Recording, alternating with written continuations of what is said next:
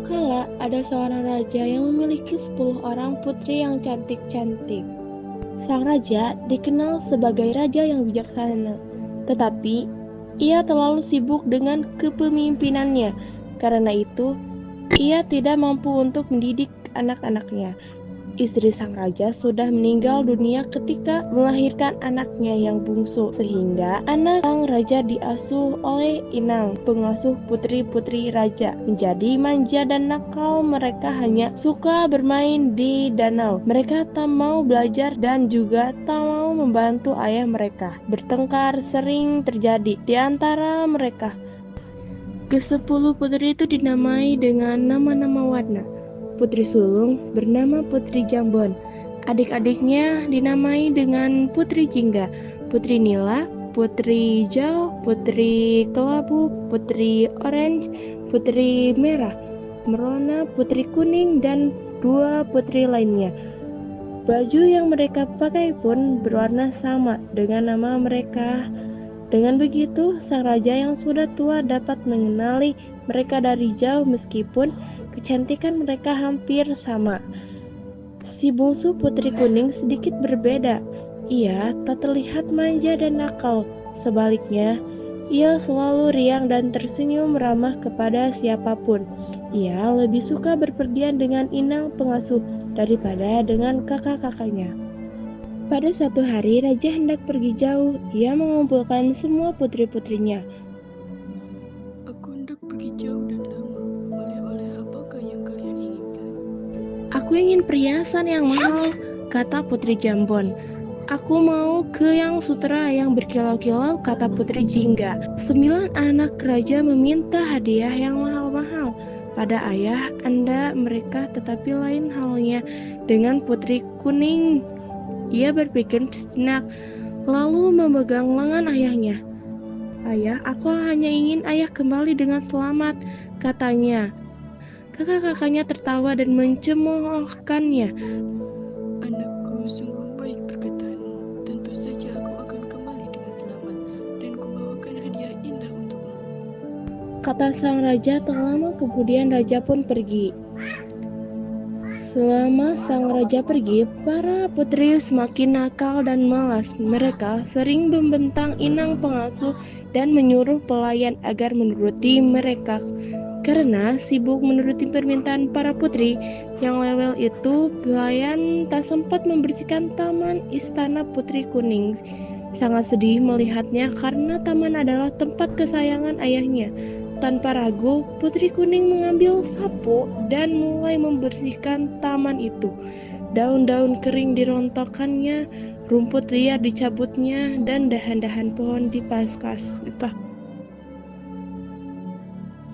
Kakak-kakak, Putri Kuning yang melihat adiknya menyapu tertawa keras-keras. Lihat, tampaknya kita punya pelayan baru, kata seorang di antaranya. Hai pelayan, masih ada kotoran nih, puja seorang yang lain sambil melemparkan sampah taman istana yang sudah rapi kembali. Acak-acakan Putri Kuning diam saja dan menyapu sampah-sampah itu. Kejadian tersebut terjadi berulang-ulang sampai Putri Kuning kelelahan. Dalam hati ia bisa merasakan penderitaan para pelayan yang dipaksa mematuhi berbagai perintah kakak-kakaknya. Kalian sungguh keterlaluan, mestinya ayah tak perlu membawakan apa-apa untuk kalian, bisanya hanya mengganggu saja, kata Putri Kuning dengan marah. Sudah, aku bosan, kita mandi danau saja, ajak Putri Nila. Mereka meninggalkan Putri Kuning seorang diri.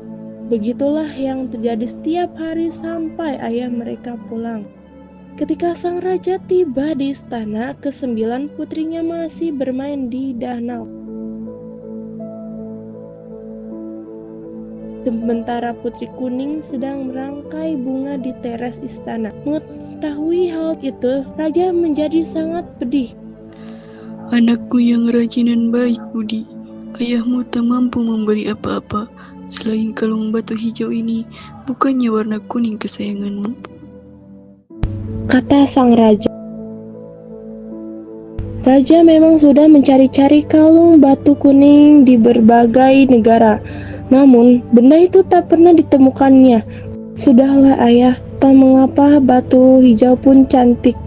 Lihat selasi benar dengan bajuku yang berwarna kuning, kata Putri Kuning. Dengan lemah lembut, yang penting ayah sudah kembali. Akan kubuatkan teh hangat untuk ayah, ucapnya lagi ketika Putri Kuning sedang membuat teh.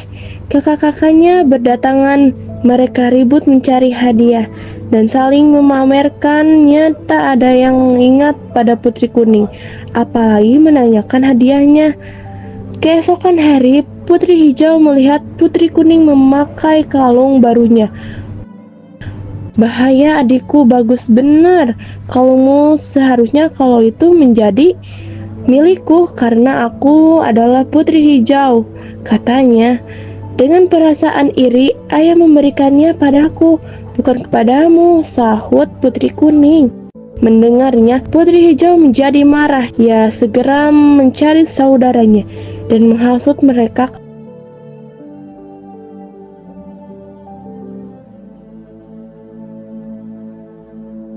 Kata Putri Hijau, mereka lalu sepakat untuk merampas kalung itu.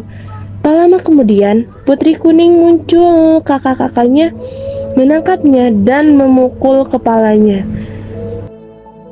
Tak disangka, pukulan tersebut menyebabkan Putri Kuning meninggal. Astaga, kita harus menguburnya. Baru Putri Jingga mereka beramai-ramai mengusung Putri Kuning, lalu menguburnya di taman istana.